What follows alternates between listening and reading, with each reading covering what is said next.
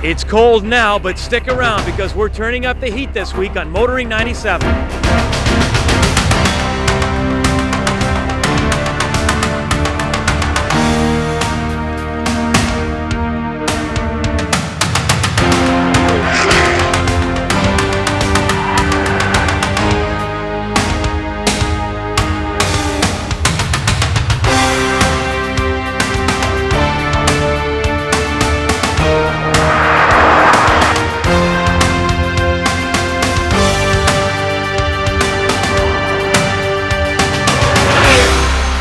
TSN's Motoring 97 is brought to you by Quaker State.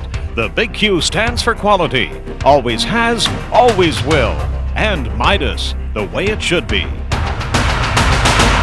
This week we're driving through southern Arizona in this brand new 1998 Ford Windstar. We're going along the Silver Creek Highway, and as you can see, whoa, it's a bumpy one. Whoa! Okay, so we're not in southern Arizona. We're not even on a movie set. We're in a mobile lab known as the Ford Poster. And as we're about to see, Ford believes that this mobile lab has put them in the driver's seat when it comes to a quiet ride. If you're driving a Ford product, chances are the original prototype faced rigorous tests at Ford's proving grounds in Dearborn, Michigan. The site has proven so successful that Ford has built a mobile proving ground. Well, it's really a trailer. It's called the Transportable Environmental Ford Poster. Recently, the media were invited to check out the latest in squeak and rattle prevention. It's been around for 3 years, and it travels to all the lead assembly plants for new model vehicle launches. It was developed by Ford Motor Company to bring the Dearborn Proving Grounds to the lead assembly plant. And it's a $3.6 million rig, and housed inside of it is a road load data acquisition simulator. In here we're able to simulate the road conditions at Dearborn and other proving grounds. The temperature ranges from minus 20 Fahrenheit to plus 140 Fahrenheit. In each temperature range we would do a squeak and rattle evaluation. We look at the overall vehicle, fit and trim. When we're inside we notice how the materials contract and expand at different temperatures. The TFP arrives at the lead assembly plant between 3 and 4 months before the first production vehicle rolls off the assembly line. And that way we are able to test 100% of all the prototypes that are built up until job one. And then after job one we can test a sampling of the vehicles just as a double check to make sure that we are indeed shipping quiet vehicles to our customers. Let's say, for example, we had a squeak concern and we were trying to locate the joint that it was coming from. We would just insert the probe into that area and listen for the noise while the test is running. The next tool that we use is the Decibel meter with high-low pass filtration, and it's basically used in the same manner as the stethoscope, with the exception that you don't need to physically contact the parts. It relies on the noise being transmitted through the air. One of the next tools that we use is the Fiber-Optic Scope. And we can use this to get into cavities within the instrument panel or body cavities to identify sources of noise. And with the scope, it's directional, so we can steer it. It's very similar to the arthroscopic equipment used on for knee surgery. The camera can also be equipped with a microphone, so we can literally hear what's happening as well as see what's happening and locate the loudest source as well. Previous to this, we would conduct the same sort of test, but on a much smaller sample. And the advantage to having the Ford Poster here at the assembly plant is that we're able to sample 100% of the prototype vehicles. So that way we can weed out more customer concerns before we kick off the new model versus sending only one prototype to be tested. Speaking of Ford minivans, did you know that this funky old Toyota van could have been a Ford? That's coming up later on Kenzie's Corner.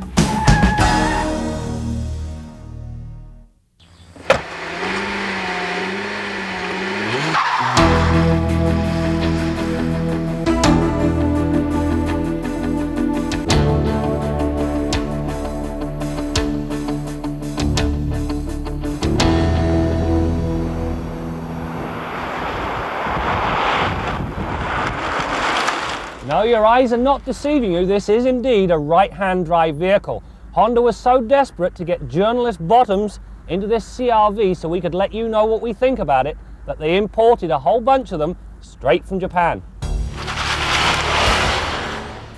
The part I found most intriguing about driving a right hooker was the reaction of the drivers around me.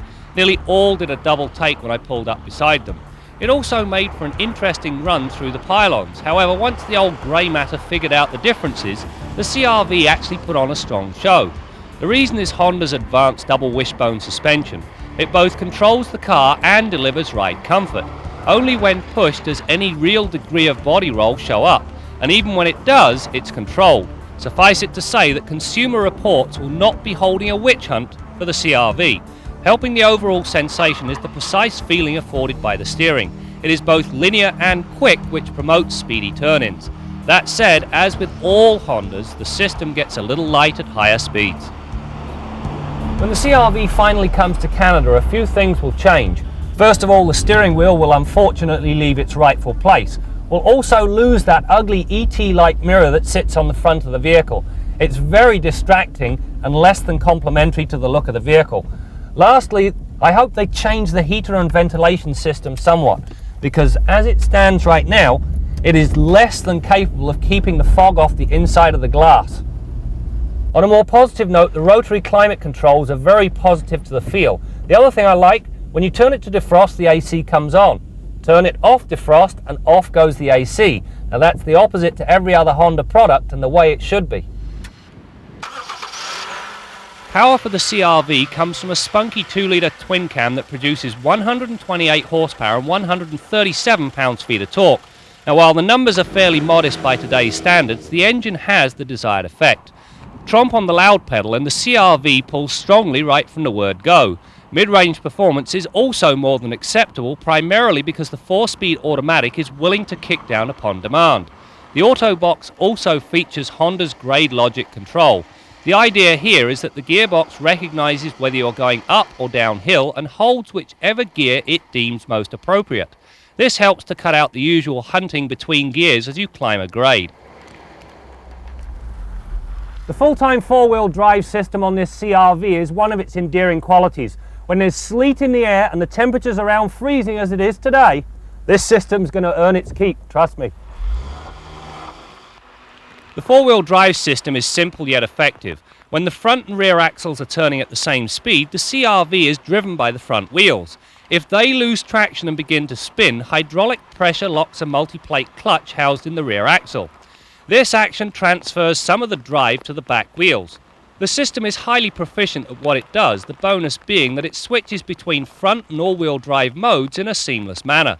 The neat part is that rather than using a single pump and a slew of sensors to activate the system, the CR-V uses 2 pumps and relies upon differential pressure to apply or release the clutch pack.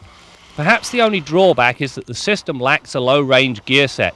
This will put a serious crimp in your off-road excursions because very steep grades will be non-negotiable. While many may consider these power retractable mirrors a neat feature, for me, they're redundant, and when this gets packed full of ice, they're going to break. For a car with relatively small dimensions, the CR-V has got a lot of room in the rear. There's toe room, knee room, and of course plenty of headroom. One of the changes they're going to have to make when they bring this vehicle to North America, I like the lift-up tailgate, however, the back portion is hinged on the wrong side of the vehicle. It's hinged on the passenger's side. Does 2 things. First of all, it's very easy to back out, into oncoming traffic. The other thing, when you've got heavy items, this door, it's a long walk around. Having unloaded all your packages, there's one final surprise left in store for you. Tea, anyone? Stopping power comes from a front disc rear drum design that works very nicely. Honda have an uncanny knack of delivering a progressive brake pedal, one that is easily modulated. During the brake test, the CR-V needed 114 feet to come to rest from 80 kilometers an hour, and that's not too shabby at all. That wraps another edition of Test Drive. The CR-V is a very nice little vehicle. It combines the attributes of a sport utility vehicle with the comfort and convenience of a car. For that reason, this vehicle will sell, and very well so.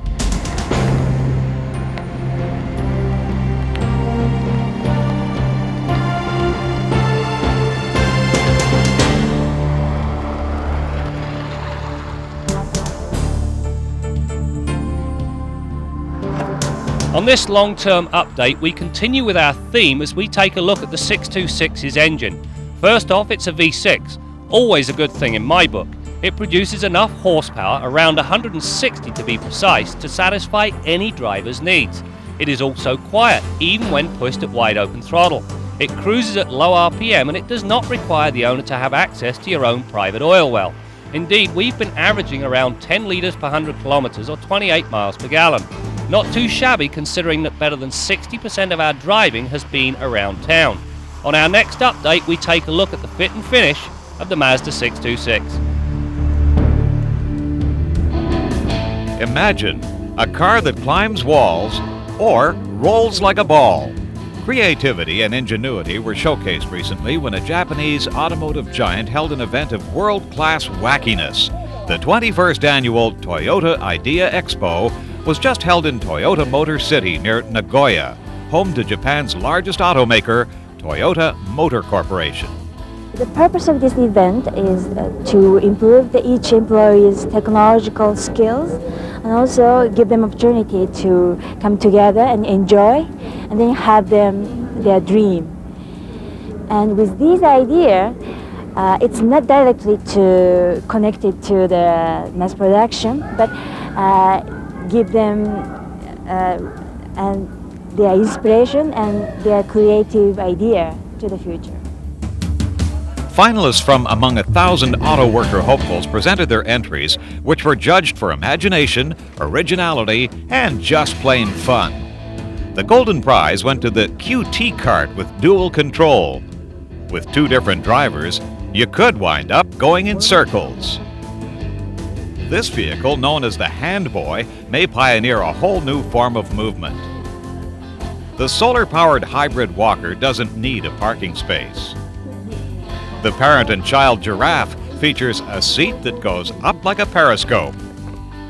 Finally, the top prize of the Idea Expo went to a pollution-free wind-up spring skateboard with special tilt control. The main point of this Z-board is the winding system under the board. The reason why I chose the winding system is that it is ecologically sound and also runs quietly. Maybe the dream car of the future will be born out of fun and games. We'll just have to wait and see how the imagination takes us down the road.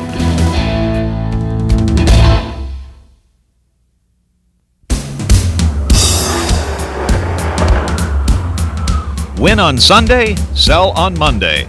Or so the saying goes in motor racing. Manufacturers spend big money to take part in events like the Canadian Cast Car Series. It's a great billboard for their nameplates, but do these cars really represent what's being offered in the showroom? Midas Canada sponsors Neil Fair, who drives a Monte Carlo.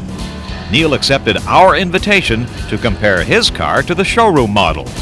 Needless to say, Motoring's Graham Fletcher could not pass this opportunity up.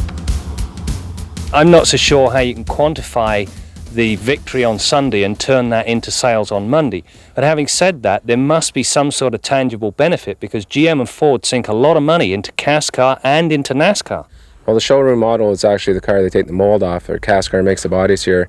We go by a template at the racetrack every week. They measure the roof height and simulators are very close except for the rear spoiler and the front air dam.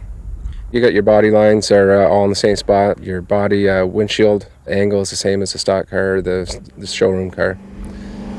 Unlike the showroom model, we just can't start the car up and drive away. We got to put some heat into the engine. We take it out on the track. We do some 3 or 4 warm-up laps, get the transmission, the rear end warmed up. We scuff our tires off to get the stones and the heat into the tires. Basically take a check on the gauges, make sure everything's okay. Never had the opportunity to run a cast car around a track. This Peterborough track is particularly difficult, and it'll be interesting to see how well the road-going Monte Carlo stacks up against the race version. Should be interesting. When it comes to interior amenities, the race car and the road-going version have a lot in common. Leather interior, seating for 4, a rear view mirror, a radio, and of course you've got air conditioning. On the racing version, there's only seating for 1, and that's obviously for the driver. A real bucket seat, a rear view mirror, a radio to talk to the pits, and of course, you have air conditioning, and it even has its own fan. The story under the hood, however, is completely different. The Monte Carlo that goes on the road a state-of-the-art 3.4 litre 4-cam V6 engine that puts out about 215 horsepower. In the race car, a 5.7 litre Chevy pushrod V8. Now it pumps out about 360 horsepower and in and around 375 pounds-feet of torque. The real difference though, the Monte Carlo that goes on the road, it's driven through the front wheels. The racer, through the rear. Well, in we go. I don't like doing things new, and this is totally new. I've never driven a car where you can take the steering wheel off. Let's hope it stays in place while I'm out there. Mom, I don't want to know. Hey Graham, I think the easiest way is to swing your right leg over like this. Kind of just set it on the seat, stand on the seat, and get the other leg in behind you. And kind of slink down. Watch the steering column, it'll poke you in the chest. It's not the chest I'm worried about.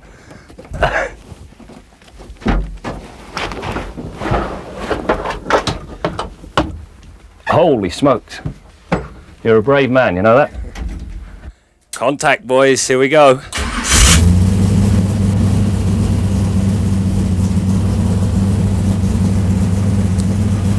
Well, I've always wanted to do this, so let's get going, boy.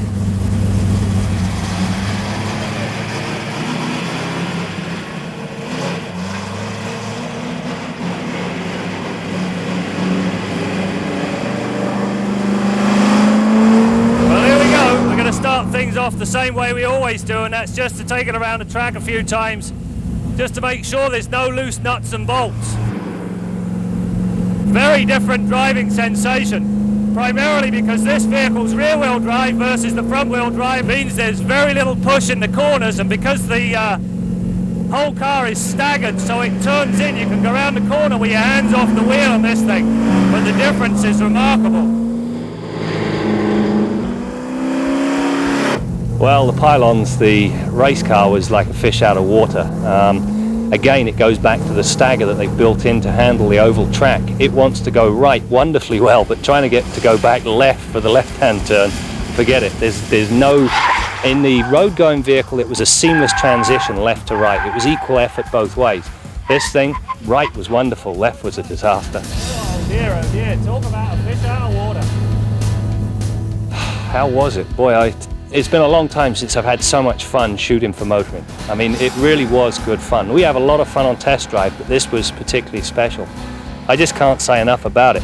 The adrenaline rush you get when you nail the gas pedal is, I mean, that's something that will take to the grave with me.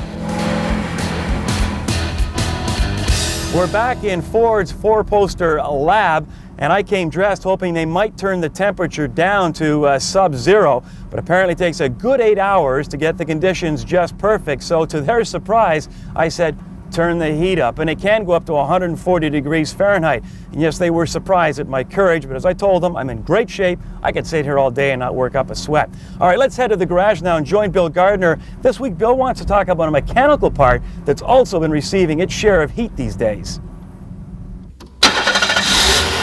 The alternator on your car or light truck is designed to keep a fully charged battery in a fully charged state and drive all the electrical accessories on your vehicle.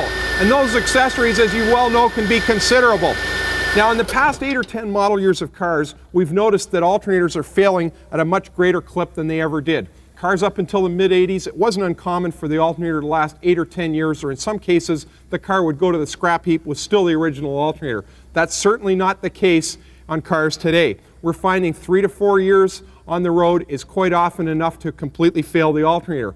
Now, a number of things have conspired to shorten the life of alternators, and many of them are beyond your control. For example, most of today's cars have spring-loaded belt tensioners that put a tremendous load on the fan belt that's driving that alternator. That's shortened the life of the bearings in the alternator. Alternators are putting out in typical cars today about 100 amps from a very small alternator. In other words, the heat sink or cooling ability of that alternator is rather limited by its size, and it's putting out a tremendous amount of amperage. So it gets hot just by doing its job. The underhood location has changed in many cases. For example, on this front-wheel drive car, the alternator is fully at the back of the engine compartment. So all the heat that blows through the radiator and comes off that engine is concentrated on the alternator. That has conspired to shorten the life of the alternator by drying out the grease in the bearings and overheating a lot of components. So it's to be expected that these things are going to fail a little more frequently than you may have been accustomed to previously. There's a few things that you as a driver can do or should be aware of that can possibly assist you or add life to this electrical system on your car. First of all, limit the use of big consumers of electrical energy on your car. For example, the rear window defroster. Use it long enough to clear the window and then shut it off. Don't just forget about it. Another common practice that shortens the life of alternators is the practice of charging up a battery that has become dead. If you inadvertently leave lights on or a door open and kill your battery, what you should really do is fully charge that battery. Remove it from the vehicle, bring it to a warm location, bring it up to room temperature and give it a full charge on a battery charger, reinstall it in the car, or substitute a fully charged battery in that car until you can do so. In any case, using the alternator to bring a dead battery back by just driving the car is not an acceptable practice. You may get away with it, but I'll guarantee you it's shortening the life of your alternator. Till next week, I'm Bill Gardner for Motoring 97.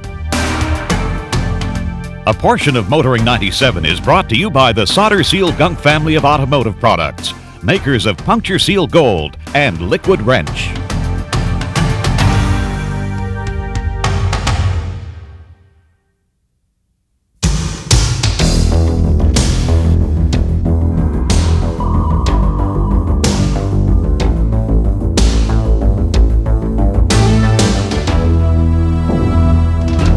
Back in the early 80s, Ford was developing the van that became known as the Aerostar. Now this was kind of a truck-oriented van, and Ford figured they better have a people mover to compete with the Chrysler Magic Wagon, which they knew was coming up. But there's only so many vehicles a car company can develop at one time, so Ford looked for a joint venture partner to develop their people mover. Well, as it turns out, they decided to go together with Toyota on the vehicle that became known as the Toyota van. Now the Aerostar was being developed under the code name of Sierra, and Ford decided to choose as a name for the project for the people mover the term Nevada. Now to an American it makes perfect sense. Sierra Nevada. It's a mountain range in California. Well, as it turns out, Ford decided not to go through with the joint venture, and Toyota flew this baby solo. But sometime later, a Japanese executive at Toyota said to Ford's Vice President Red Poling, "Why did you insult our company with the name you chose for that project?" Red Poling was stunned. He says, "Nevada, it's a state. Sierra Nevada." The Japanese guy said, No, Nevada was one of the battleships that we sunk at Pearl Harbor." I guess they're a little sensitive about that, and maybe rightly so. But there's not one American in 1,000 who would know the names of those battleships at the bottom of the harbor, except for the Arizona, and that's because they named a national park after it. No particular point to the story, I just thought it was an interesting bit of history. I'm Jim Kenzie. The heat turned down yet? Had enough? No problem. I'm having a good time out here. Between you and me, I hope these guys are union and there's a break coming up pretty soon. Anyway, make sure you join us next week because we're really turning the heat up as we present our annual Car of the Year special, the best of the class of 1997. You won't want to miss it as we continue to bring you more stories about cars and the people who drive them. Come on, turn it up.